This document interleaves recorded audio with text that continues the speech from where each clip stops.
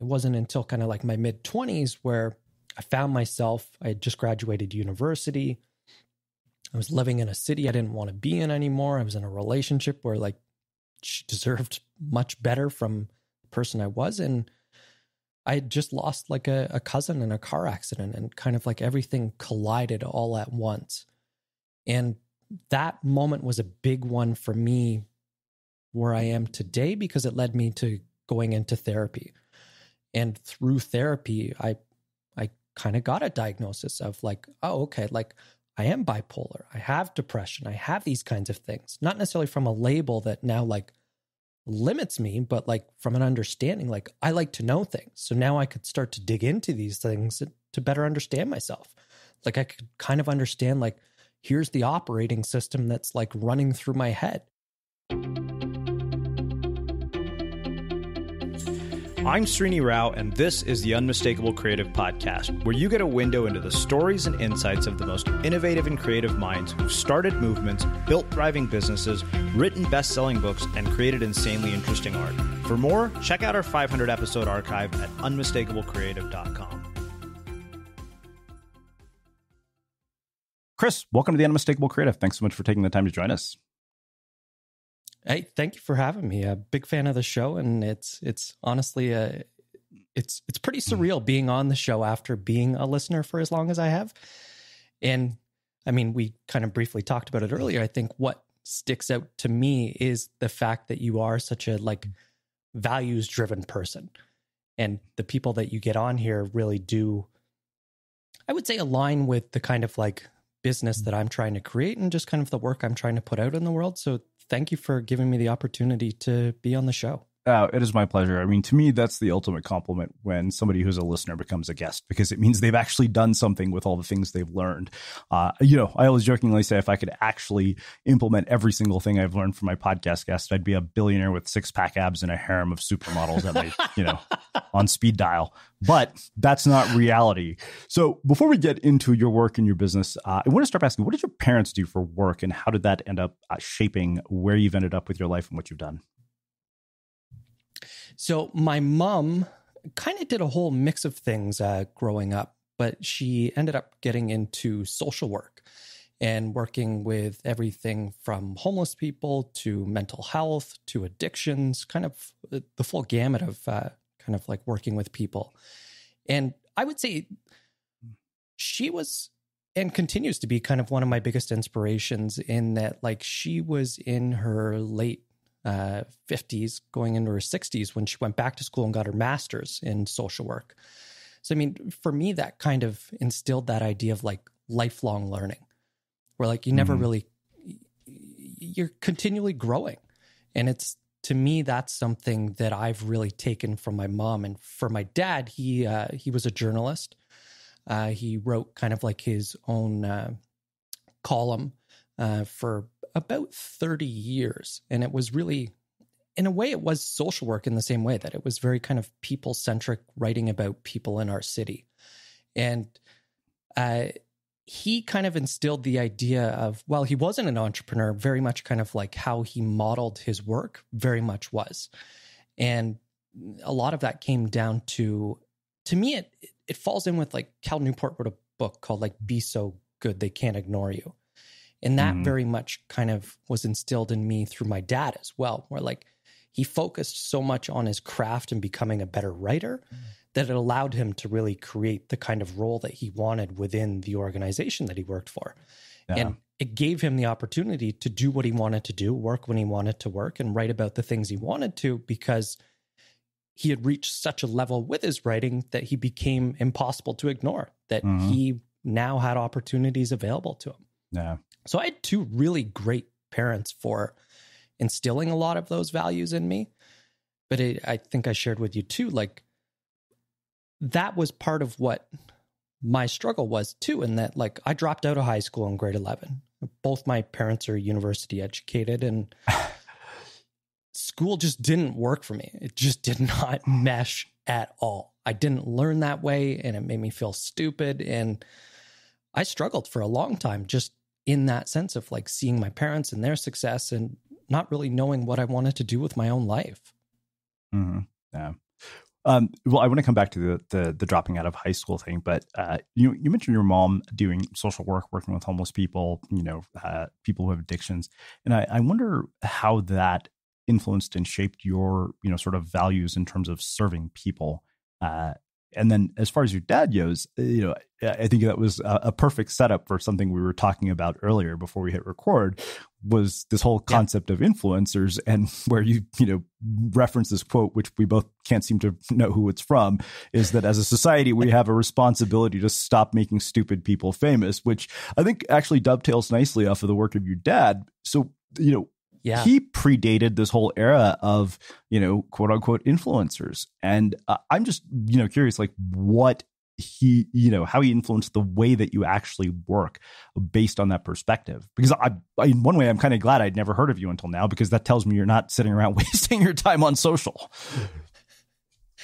Yeah. I mean, I took myself off social media back in 2016, and not something I miss at all. And I mean, I've been somebody who's kind of struggled with like addiction and mental health throughout my life, especially kind of mental health. Like I'm bipolar, chronic depression, and I very much saw how much those things really affected my mental health from a comparison sense, it just felt toxic. And when it came down to where I wanted to kind of like develop connection and develop kind of, I guess, community, I realized that those weren't the places for me. I realized that for some people it does give them that, but for me it didn't. And I think my life's better as a result of not being a part of social media. I mean, it's meant that it's been a little more challenging to build a business, but I think part of that is I didn't necessarily have great role models as far as people that were developing businesses without the use of social media, but I've kind of been able to connect with people over the last couple of years that really do role model that. And a lot of it, I mean, you asked that question about my mom and in terms of those values. And I think what really stuck out to me is kind of like the human-centric kind of like community focus of doing that kind of work very much reinforces what I want to do and what I kind of have created through my newsletter, and being able to connect with people, not just in like snippets, but have like actual communication. And I think that's something that to a great deal has been lost. And I think having parents like I have has really like instilled the importance of those things, of like meaningful communication and understanding that like everyone has a story. Like it's not like anybody chooses to be homeless or addicted to drugs and kind of like strung out and disconnected from their family. Like there's stories behind why people are in those situations, and being able to kind of like from a deep rooted sense of empathy, understand those things and feel what they're going through, I think has made me a better writer and better able to connect with others, because almost in that sense of like how you name this, like an unmistakable creative, to me is very much like alignment with your values and being uncompromising on those things, no matter what kind of comes up for you, is recognizing that sometimes it means you're not going to be able to make, say, like the easy decision. You're going to have to make the challenging decision that really kind of like pushes you to the boundaries of what you feel comfortable doing. Yeah. I mean, I often, based on values, will sacrifice metrics for a good story. Yeah. One thing that I wonder about your dad is what, particular habits in terms of writing you picked up from a 30-year career journalist that you see sort of lost in the world of, rapid feedback and quick social media updates. I think really like the time it takes to sit down with someone and have a conversation, and really like behind everything is just curiosity. Like what makes my dad a fantastic writer and like really a great communicator is just like, he's super curious. Like, oh, that's interesting. Like, how did you end up in that role? Like, what did that mean for you taking on that role? And like just asking almost like in the same sense of like a coach, right? Like you're just trying to unpack things. And I think that's something that can be lost when you're not necessarily communicating directly with the person is you can't get to the root of things. You can't really kind of unpack things down to kind of like the idea of like the first principles behind something. Like why is that kind of like why that person does that? Like you and I were talking a little bit about like I think people can get lost in personal development and like trying to implement everything. And well, if I listen to Tim Ferriss's podcast and I listen to this person, then I got to do this and this and this. I got to wake up at 5 a.m. Yeah. But some of it, I get back to like, well, why does that person get up at 5 a.m.? Maybe they have a 4-year-old at home, so they need to get up at 5 a.m. in order to get an hour's work in before the kid gets up, right? Where it's like, it's not necessarily prescriptive unless like that's the medicine that you specifically need for your life. We need a lot of important skills to get our job done. But honestly, everything we need won't be on your CV. Because as the whole energy industry is transforming, a changed mindset is as important as your skills. I'm Melanie Forbrick, and I work at Siemens Energy. Learn more at SiemensEnergy.com. Hey, it's Srini. So one of the things that makes it possible for us to make this show is by selling sponsorships to advertisers. And one thing that would be really helpful in terms of helping us get more sponsors that are relevant to you and useful to you is that if you tell us a little bit about who you are. And you can do that by filling out this quick survey at unmistakablecreative.com/podsurvey. The questions are about you, demographic information, and information that's helpful to the team that sells ads for the show. And if you're someone who wants to buy ads, you should definitely get in touch. It'll only take a few minutes, and it's an easy way for you to help the show. Again, that's unmistakablecreative.com/podsurvey, and there will also be a link in descriptions of most recent episodes if you're listening to an older episode. Thanks, and stay tuned for the rest of the episode. If you like the guests on the Unmistakable Creative, there's another podcast that I think you'll really like with amazing guests, compelling stories, and thought-provoking insights that can really improve your life. As a high school band geek, I loved hearing Wynton Marsalis talk about his career and love for music. On the Stories of Impact podcast, you'll hear about the intersection of science and spiritual practices that give life the deepest meaning and fulfillment. You'll hear conversations about the science behind innovative tools that help human beings grow and develop, and it's built on the idea that the birthright of every human being is not just to survive, but to thrive. Guests on the Stories of Impact podcast include Deepak Chopra, Wynton Marsalis, and Laurie Santos, and they explore topics such as happiness and listening. Find them wherever you get your podcasts, supported by the Templeton World Charity Foundation. Absolutely. You know, I think it's fascinating that we're talking about communication. I don't know how old you are, but I'm 43, about to be 44. And, when we grew up in the 80s and late 90s, I remember the idea that you could see somebody's face on the other end of the phone was some Back to the Future shit, and it's kind of hilarious because I almost feel like, as our communication technology has become more sophisticated, the way we communicated has actually become the opposite of sophisticated. It's become less sophisticated. I said, the way we use our devices is the equivalent of handing cavemen iPads and them choosing to still write on stone tablets. Yeah. Well, I mean, I'm 39 in June. Okay, so you probably know that, what I'm talking about. Oh, yeah. Like, I mean, one of my favorite things growing up to do with friends was prank calls. I remember that. Like, you can't do that anymore. And I think that is kind of like, as you said, like so much of that has changed where I don't think we have necessarily caught up with just the speed in which things are going.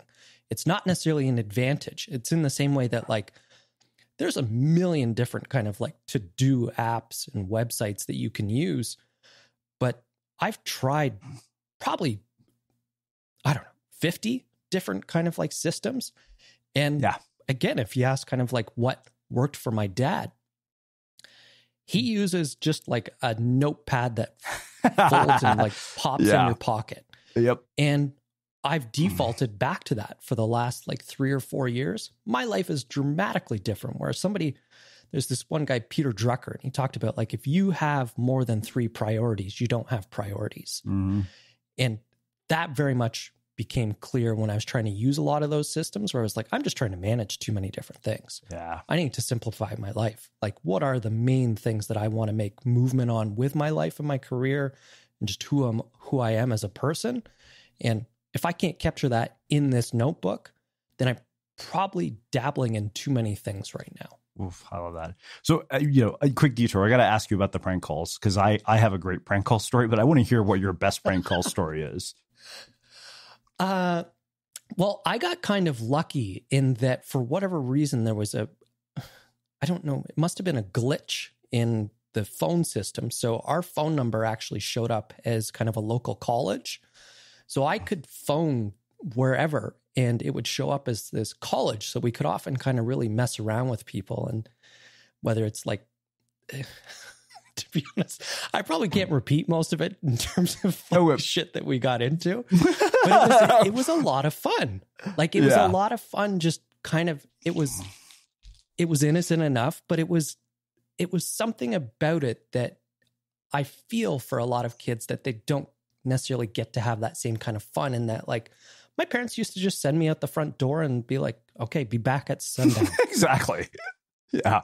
Right? You're riding your bike. You're playing in the forest. You're like going to friends' houses. I'm skateboarding. No like cell phone to check in on you. Whatever I want to do. Yeah.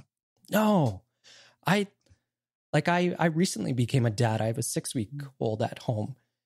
And that's one of the biggest things I struggle with, like thinking of technology, where I'm like, like there's benefits to it, but it's way too easy to find yourself consuming too much of it. It's in the same way that, like, I don't buy chips when I go to the grocery store because I'll just devour the entire bag. And it's having a device in your pocket is very much like junk food. It's way too easy to just overly or over consume without having kind of like an idea of like what it's only a tool if you're using it as a tool. Otherwise, it just becomes like a distraction from life. Mm-hmm. So I got to tell you my prank call story, which I may have shared on the show before. So we lived in Texas. We were living in College Station, Texas, which is, small little Texas town with a university. And most of the Indians in that town were graduate students. And so for kicks, like, this was in 7th grade. Keep in mind, this prank call lasted 2 years. It was an extended prank call to one person that we maintained for 2 years. And, so basically what ended up happening is I just, opened the phone book and I looked for some Indian name, and there's this woman named Mrs. Parshuraman. And I was like, I grew up with Indian parents. I can, fake an Indian accent. And so I pretended to be this Indian grad student. I invited myself to her house for dinner. Like, I had this just extended conversation with her that lasted probably up until I was in 9th grade. It started in 7th grade. And then one of my friends started calling her and pretending that he was too. And then, he didn't do as good a job with the Indian accent. So, when I called her for the very last time, she's like, oh my God, it's actually you. I mean, it was the most ridiculous thing, but that's what you do when you live in a small Texas town and you don't have an iPhone to constantly entertain you. Hey, kudos to you for staying committed for 2 years. That's impressive. Yeah. Well, that tells you how bored I was as a kid. But so let's talk about the experience of dropping out of high school. When you have two university educated parents and you go to them and you tell them I'm dropping out, what the hell is that conversation like? You know what? Again, that kind of speaks to my parents, because I actually asked my dad not that long ago. We were on a bike ride together and I was like, what was it like having a kid come to you and say, like, I want to drop out of high school? And he was like, to be honest, Chris, it was like one of the hardest things that I've had to kind of be a part of as a dad. Because I recognized that you were miserable and you were really struggling and like things weren't clicking for you. Like, when I dropped out of high school, I was on my second high school at that point, just because I wasn't showing up.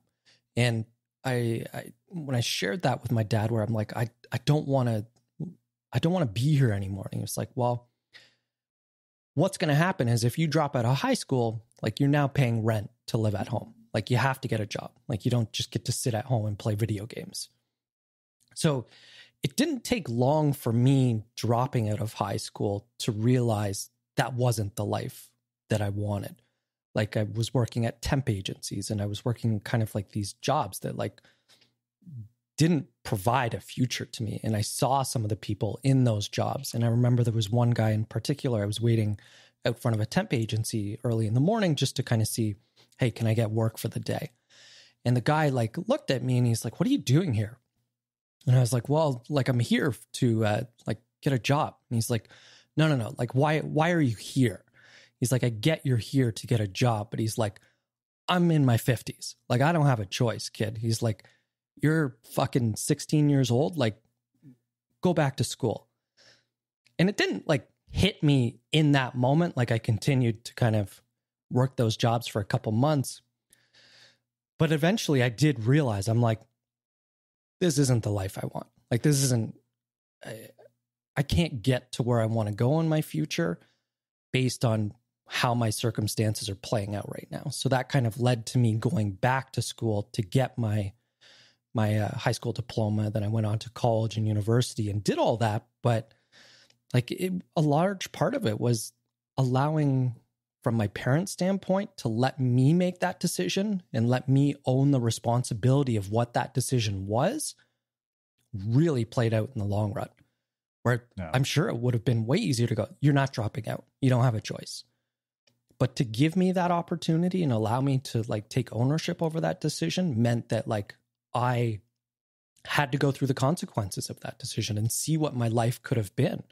And to be honest, it's made entrepreneurship a lot easier in that sense, because a big part of entrepreneurship is like dealing with failure. Like the first couple decades of my life was just like nothing but failure. So it's like when you reach that point, you kind of realize, oh, like I can overcome anything. Just give me enough time. Like I'll figure it out. Mm-hmm. Yeah, absolutely. Well, as somebody who, is still single and doesn't have kids, I am very curious about the entire experience. I've talked to mothers about this, but I've never gotten to talk to anybody who has a newborn or, a 6-week-old baby. What is the entire experience of seeing a child being born like? How do you describe it? And then, how does it change? Like, what is this sort of, because I mean, that literally in my mind divides your life into 2 chapters, before and after. Yeah, so when we originally talked, I hadn't had my kid yet. And I was very curious, right? Because I'm a very kind of like type A, high achieving, like go-getter, like always something on my plate, but very much kind of like trying to design a life that I didn't need to escape from in terms of like how I built my business. And I really didn't know what it was going to be like having a kid. And to be a part of that experience and like to literally watch like the kid come into the world was the most surreal experience I've ever been a part of. And I can't imagine anything else giving me that same kind of reflection on life. Like when her head popped out,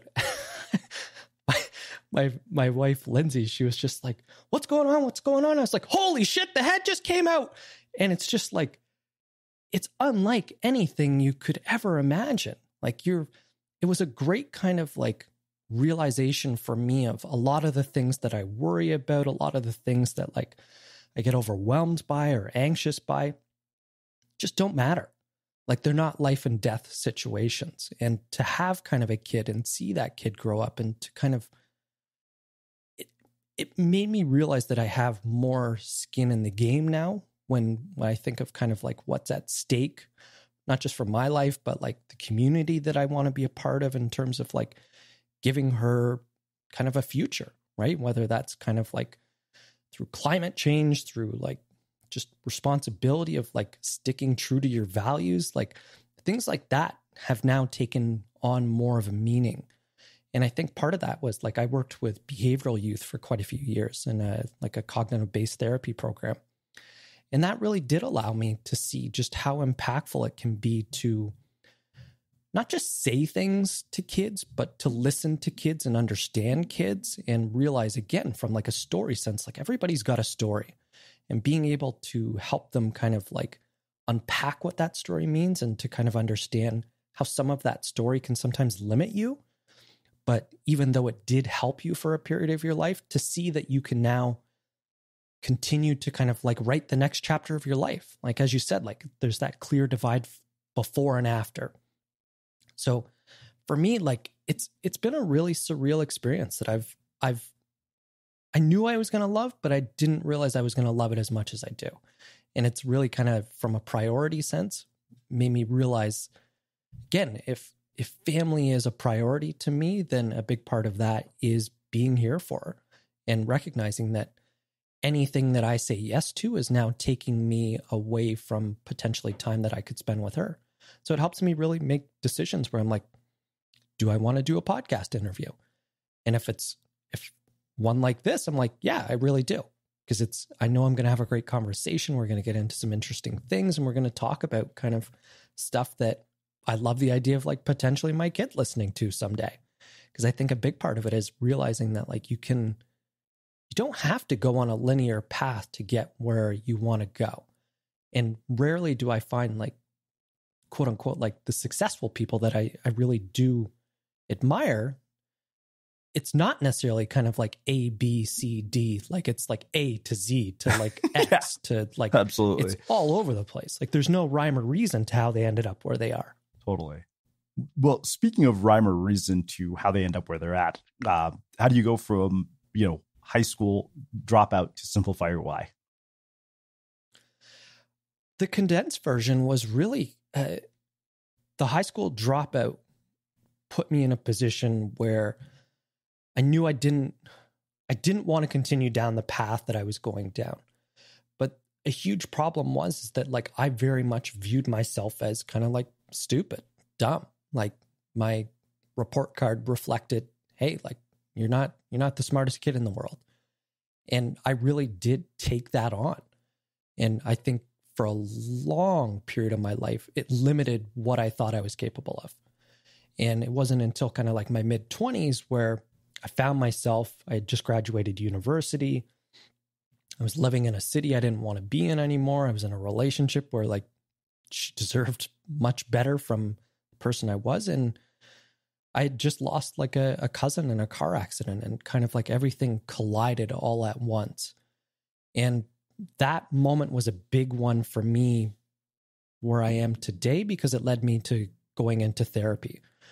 And through therapy, I kind of got a diagnosis of like, oh, okay, like I am bipolar. I have depression. I have these kinds of things, not necessarily from a label that now like limits me, but like from an understanding, like I like to know things. So now I could start to dig into these things to better understand myself. Like I could kind of understand, like, here's the operating system that's like running through my head. Here's some challenges that I might have. Here's where like I could run into issues when it came to thinking about things.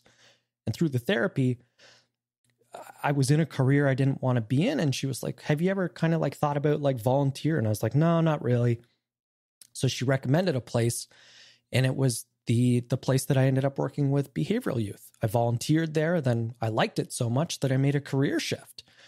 And through that career shift, I got into that. And then it kind of continued to kind of like every day I learned a little bit more about myself and what I enjoyed doing. And then I ended up with a program called like Pathways to Education in Canada. And it's sort of like identified as like high dropout rate areas of Canada, where this program comes in, and we almost acted like life coaches to kind of like help kids identify goals. We help them kind of come up with money for going to college or university. And that role led me to then becoming my own business and doing kind of starting as life coaching, but now I do more so kind of like writing and working with businesses. But it was kind of an interesting transition between each of those things, but it was exciting because each thing gave me almost like unlocked another door. Whereas like, I like the idea of gamifying things, and to see that I was kind of like leveling up in that sense of like, from a meaningful sense of like, oh, like I'm creating more impact in terms of like just the individuals I'm working with, not on like a massive scale, but like people are benefiting from having conversations with me and working with me. There's something to this. I'm going to keep developing this, and I'm going to keep growing, and I'm going to keep learning. And I think that's where I am today, is like helping other people kind of like design lives they don't need to escape from through largely like how to manage your mental health. Because it's like really, at the end of the day, like, you can be very successful and like have a lot of kind of like knock it out of the park kind of like accomplishments. But like, if you don't have meaning in your life, or you don't really have fulfillment, and your mental health is kind of out of control, then to me, that's a huge loss in life. The energy system has to be carbon neutral. Honestly, that doesn't happen at the flip of a switch. It's about changing the whole system. Being carbon neutral in our operations by 2030 is just one part of that. I'm Nakul Prasad and I work at Siemens Energy. Learn more at siemensenergy.com. Yeah, it's funny that you referenced that same phrase again, designing a life you don't have to escape from. I was like, oh, there's my title for the interview. So how do people end up in a life that they want to escape from to begin with? And how do they recognize they're in one that they want to escape from? I think it becomes pretty clear. Like when you're not really clear about what you want in your life, like one of the questions that I often ask is like, what do you want your days to look like? And if that blueprint for what you want your days to look like doesn't match your life, then you're going to have some friction, right? Like if you're wanting a very like Zen morning where you're waking up and you're journaling and doing meditation and then going to a yoga class, but like instead you're commuting for an hour and a half to your work and working in a cubicle, like you're going to kind of have quite a bit of friction in your life. And I think that's something that, again, comes back to like the traditional school system is like, it does a really poor job of preparing you for life. It teaches you to be a great kind of like rule follower, but it doesn't necessarily help you decide what kind of life you want to live. And that's a tough part. Is like, I think it's almost like the bottoming out idea, right? Like with an addict in the same sense, where it's sometimes we almost need to kind of like bottom out with our lives before we go, I got to do something. I can't keep doing what I'm doing, or else I'm going to keep getting what I've been getting. And that's where, from a personal experience, that's what I was getting. I wasn't making any changes. I said I wanted to do things. I said I wanted to have goals. I said I wanted to do these things, but I never actually did anything about it. And that's hard. And I think a big part of that is like, sometimes we're stubborn, especially men. We're horrible at asking for help. Like, I don't know about you, but like we grew up in a time where like nobody was talking about mental health. Mm-hmm. Yeah. Totally. And like therapy, no. Well, like you're not going to therapy as I a come man. from an Indian culture, so it's even worse. Yeah. So like tenfold whatever I'm saying. Yeah. Yeah. And I think like being able to ask for help is often the first step, where it's like, I think that's a big part of what I've learned is just being able to ask for help. And sometimes like, that's not even necessarily like directly like reaching out to someone. Like for me, coming across your podcast helps me realize it's like, oh, there's other kind of like misfits out there. I can learn a lot from these people. Like they were somewhere, now they're somewhere different. How did they close that gap? And you're brilliant at kind of like asking those questions of helping us figure out kind of like, what are those like baby steps, right? Like, let's unpack that, because it's very hard sometimes to look at someone and go, yeah, but they're so different from me. It's like, yeah, but like you weren't born that way. Like it took a lot of probably learning the hard way to understand how they got there, and to see that like they're just like us really does give you almost like a vantage point where like you can step back from things and take like that 10,000 foot view and see that like, okay, like they had to climb a mountain to get where they are. Mm-hmm. Yeah. Well, I think it's interesting you brought up asking for help, and when you think about accepting help, because I remember, Christmas time when Dad and my sister were like, look, we want to help you, clear some debt and a bunch of other things. And I honestly, like, I felt so ashamed about that.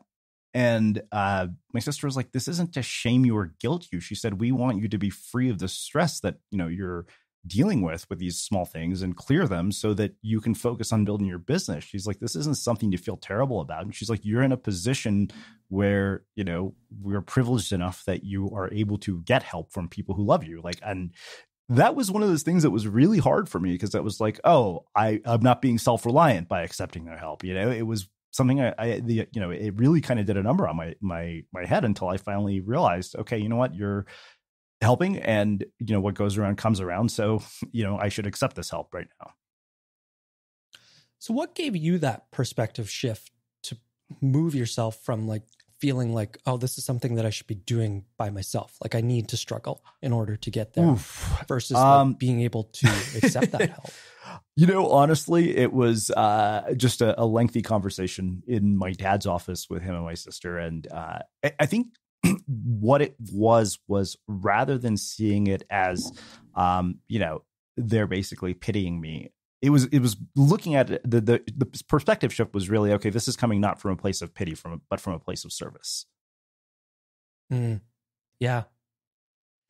I don't know about you, but like, I think a lot of us that like have these kind of conversations, we tend to kind of find very quickly that like we're our own worst enemies, right? Like the things that we say to ourselves tend to be the harshest critic, right? And like, I think that idea that like people often kind of share, it's like, well, what would you tell a friend to do in this situation? And I'm sure if that was posed to you in that moment, like, what would you have said if that was advice you were giving to a friend who said, hey, like my parents are wanting to do this, my sister wants to help me pay off debt? Like, what would you tell that person? You would probably tell them to accept it. I remember a friend of mine, had this same conversation with me, and it wasn't until he said, dude, because I lived at my parents' house for years, and it was only when I met him that I finally became okay with living at my parents' house, because he was right around the same age and he was living at home, building his business. And I thought, okay, I guess I'm not the biggest loser in the world for this. Yeah. Well, I was the same. That, like, as I mentioned, that period in my life where I ended up kind of like in my mid-20s going to therapy, and like that meant like leaving a partner who I had an apartment with and moving back in with my parents when like I was like 29 or 30. Like that felt like a massive failure, but it very much kind of set me up later in life to, I think, be able to make some decisions and choices that weren't available to me when I did feel very stuck. Mm-hmm. Yeah. So we alluded to, people ending up in a life that they don't want to escape from. Let's talk about designing one that they don't want to escape from, because I think that that's ultimately what people want. And the jump off point I want to use for that is you were talking about the trade-off of everything that you do now as the result of having a daughter, where every choice that you make is a trade-off of not spending time with her. And the reason I'm curious about this is because I did a lot of research. I was, during Christmas talking to listeners, doing one-on-one interviews with them to kind of understand what their challenges were. And one thing that came up several times when I talked to particularly parents with younger children about creative work is that they felt selfish for making time for themselves, or felt guilty for making time for themselves, because of the very thing that you're talking about, is that, okay, I'm doing this thing, but it's a trade-off in which I choose to do this instead of spend time with the kids. So let's start there as a sort of jump off point for this whole idea of designing a life that you don't want to escape from. I'm glad you brought that up. I think that is something that especially from like a parent standpoint, is sometimes you can feel like you have to kind of like completely dedicate your life to your kid in terms of like making all sorts of sacrifices. But I think one of the ones that really isn't effective is when we do it without taking care of ourselves. Like in that same sense of like the oxygen mask analogy, right? Like, what do they always say? Like, put your oxygen mask on first before you put it on your kid. Otherwise, you're depleted and you can't help your kid. And I think that's very much kind of reflective in life. Like, as someone who has struggled with mental health for most of my life, I recognize that, like, if I'm not getting exercise every day, if I'm not meditating, if I'm not like doing some kind of like reading, whether it's listening to a podcast, reading a book, I very much find that like I don't have the energy to give my kid, my partner, anyone I work with, really kind of what they deserve and what I know I'm capable of. So, I mean, I think identifying, especially kind of like designing a life you don't need to escape from, is like, in the same way that like I used to, I think I had like 5 or 6 different medications that I was on every day as a result of kind of like managing my mental health. I never questioned whether I should take those meds each day because my life was that much better as a result of taking those. But with the help of a doctor and over a couple of years, I was able to kind of like come off those medications. But I recognized that like there's certain other things within my life that act in the same way as those medication. Like if I'm not getting 7 hours of sleep a night, really affects my mental health. So that's a priority for me. Drinking 2 to 3 liters of water a day, another thing. I got to do that. Like moving my body, like getting to that point of like treating those in the same way of like, those are medication for me. So I have to do those each day. And I mean, I'm able to be flexible with those things where it's like exercise or movement doesn't necessarily mean that I have to go to a class and do an hour-long workout. It could be walking my dog. It could be just like some push-ups. Like I'm able to kind of be flexible with things and like surf the waves of life rather than kind of feel like super strict about things where it's like, if I didn't do this, it's a failure. Where it's like taking care of myself means that I can very much take care of my daughter and others with more energy. Yeah, I mean, I think that it's funny because I also think that, doing the work that you want to do is a form of self-care. I realize Dani Shapiro had this great quote in her book, Still Writing, where she said, the one thing I know after years of writing is that when I'm not writing, I'm not well. The world around me is leached of its color. And that always stayed with me because I realized when I'm not writing, I am not a happy person. When I'm not working on some sort of creative project, I feel directionless and purposeless. Like I think all the low points in my life that I've ever hit are because I didn't have something to look forward to. I mean, Seth Godin talks about this often. People don't have this creative project that's next. Ryan Holiday talks about this. He always knows what's next. Ryan is sort of the, ultimate anomaly because, the guy writes a new book every year. I always jokingly say, like, I get a book from Brian and a week later, the next one shows up. Yeah, I think it's fair to say that Ryan's a bit of a freak of a nature when it comes to like his ability to continually output it. And I think so much of that for him, like when you listen to him talk, like he's also got a great podcast like Daily Dad. And he talks about like the ritual of those things, right? Like in the same way that he describes writing, I think you've described writing to me, like it helps me make sense of the chaos that's in my mind sometimes. Where it's like the ability to take that thinking and put it on paper is a huge benefit to me. Like it helps me understand my thinking in a way that's like incredibly like therapeutic. Even if I didn't publish it, like it would still be very beneficial to me. Mm-hmm. Yeah. I mean, I always jokingly say I'm an average writer who writes a lot. So sometimes I write something worth reading. Yeah. But so we've talked about sort of the foundational basics of designing a life that you don't want to escape from, sort of health and wellness, mental health, physical health.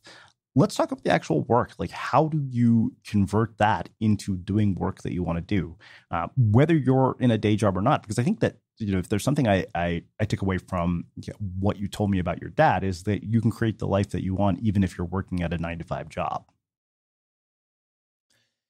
Yeah, and I think that really does come back. It's almost like the idea, I don't know if you ever read it, like Viktor Frankl's book, Man's Search for Meaning. And I think a lot of us sometimes like we're trying to uncover our purpose or like search for purpose or search for meaning or like, but what I've really realized, especially when it comes to designing a career you don't need to escape from, and like even just from a mental health standpoint, it's up to us to decide what has meaning. And I think that's the perfect example for me, like is there's a local coffee shop in Canada called like Tim Hortons that's super popular. Yeah. And like often I'm amazed by the fact that I'll go through the drive-through window and I'll get somebody who's incredibly like happy and excited and like you're almost like, why are you so happy? Like you're not in this like fantastic job. I remember talking to one lady and she's like, this gives me purpose. Like I get to be the first person to say hello to someone in their day. I get to hand them over like a hot piping coffee that I know is going to start them off right. And it was like another great example of like, how do you find meaning? It's like, well, you create meaning in kind of like the actions that you take every day. Where like there were a number of years where like I was working in a job that I didn't enjoy, but I started to kind of look at stuff outside of work as well, where it was like, oh, okay, like work allowed me to start a newsletter, and it allowed me to kind of like write about some of the things that were going on in my life. And then through that, I started to kind of more so uncover of like, what is the kind of life that I want to live? And to me, it was largely like, oh, I don't want to trade my life away for something that I don't care about. And I think that's something that's kind of hard to come to terms with sometimes, is that there was this book through Bonnie Ware where she talked about, I think it was like 2,500 or 3,000 people in the last stages of their life. I think it was like the last 12 weeks of their life, cancer patients. And what she found is like, there were 5 regrets of the dying. Like all of them had the same 5 regrets. And to me, when it came to designing kind of a life you don't need to escape from, like I kind of looked at those regrets and kind of went through them and go, oh, okay, like number 1 regret was like not living true to yourself and just doing things because you thought that's what others wanted you to do with your life. I'm like, okay, like how do I kind of invert that? Well, it's like, am I doing something that I want to do, or am I doing something because I think like, oh, I should go to med school, or I should like, this is the career I should do because my dad did this, or like starting to kind of look at those things and like just ask myself questions and start to figure out, oh, it's like, let's get clear about what you really want. Once I was able to get clear about what I really wanted, then I could start to kind of like set some milestones up. So what does it look like to move that much closer towards those things? And it's just, to me, it was like the baby steps, like that idea that like life isn't a sprint, it's a marathon. Like there's sustainability to that. And so much of like, I think that's where a lot of people struggle, is they want their life to be different tomorrow. And it's very hard to make some of these big changes in a short period of time. Yeah. I mean, it's kind of like your most, powerful actions today lead to, delayed consequences, which I think is fascinating. And I think that one of the things that I keep coming across in the books that I've been reading is this concept of present bias, where we make decisions that are, the best for us in the moment without realizing they might be bad for us in the future. And, the opposite turns out to be true as well.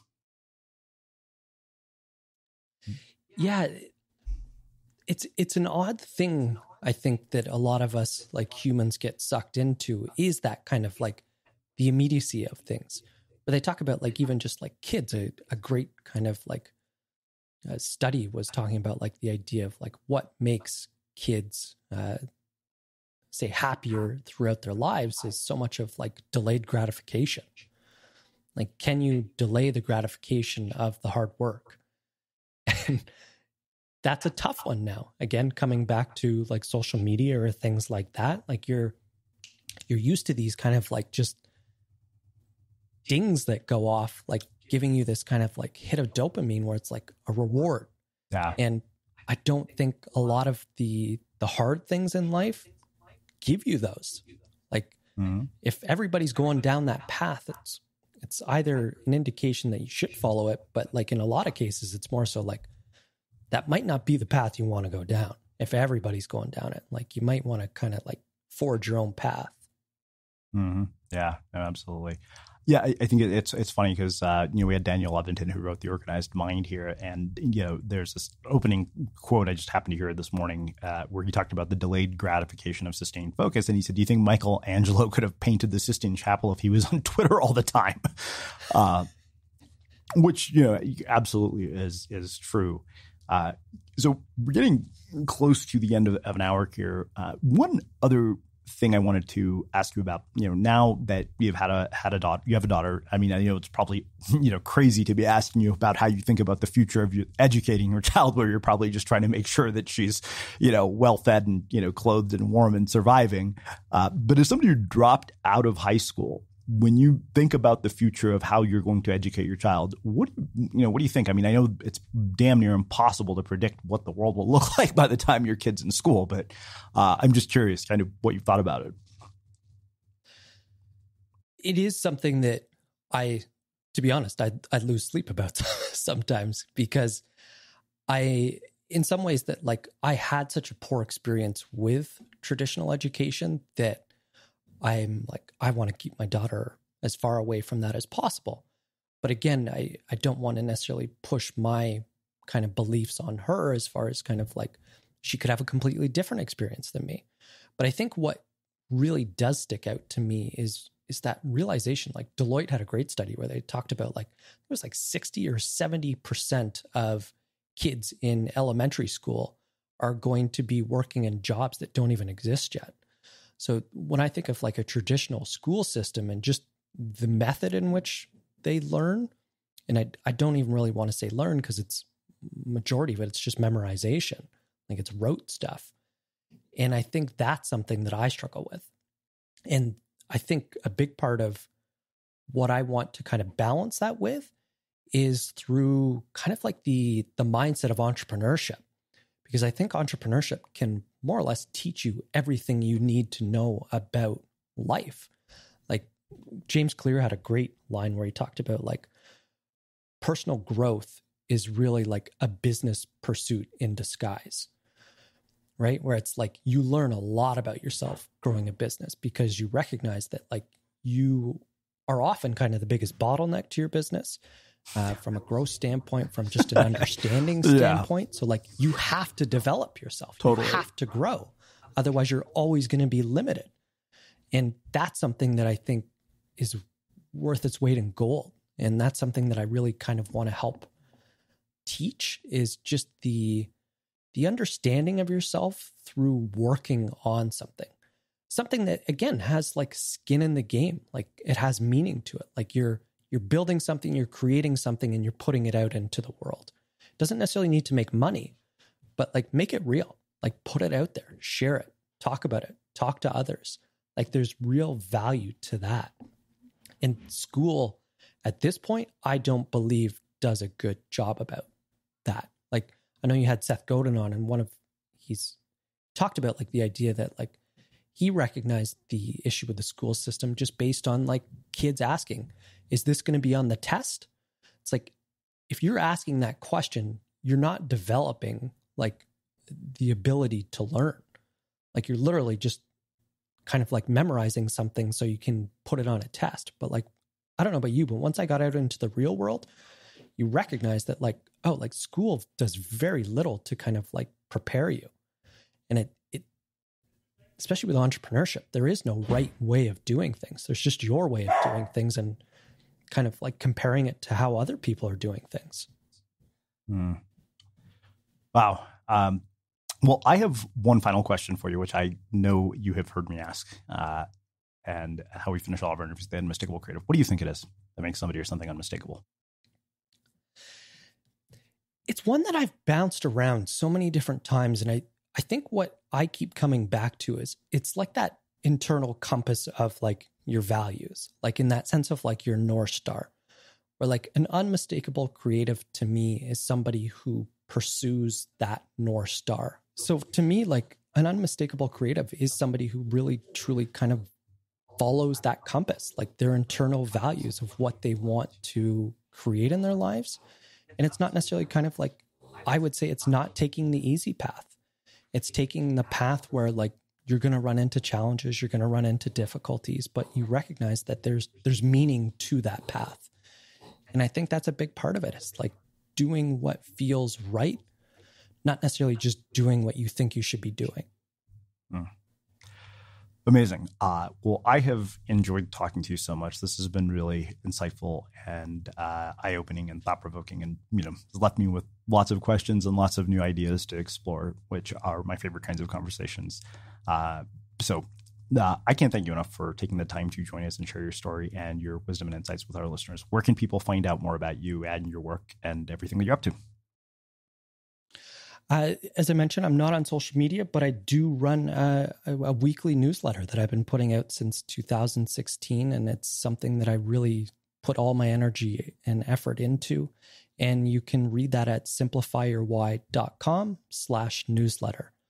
And if I were to leave kind of like one thing, I would say thank you for continuing to kind of like show up and put this show out there, because showing up is often the hardest thing to do, right? The easy thing is to give up, not continue, and just do nothing. And for you to show up after all these years and be able to provide us with a place to have these conversations is really meaningful. And I really do appreciate that. And thank you. Oh, well, thank you very much. And for everybody listening, we will wrap the show with that. Thank you for listening to this episode of the Unmistakable Creative Podcast. While you were listening, were there any moments you found fascinating, inspiring, instructive, maybe even heartwarming? Can you think of anyone, a friend or a family member who would appreciate this moment? If so, take a second and share today's episode with that one person, because good ideas and messages are meant to be shared.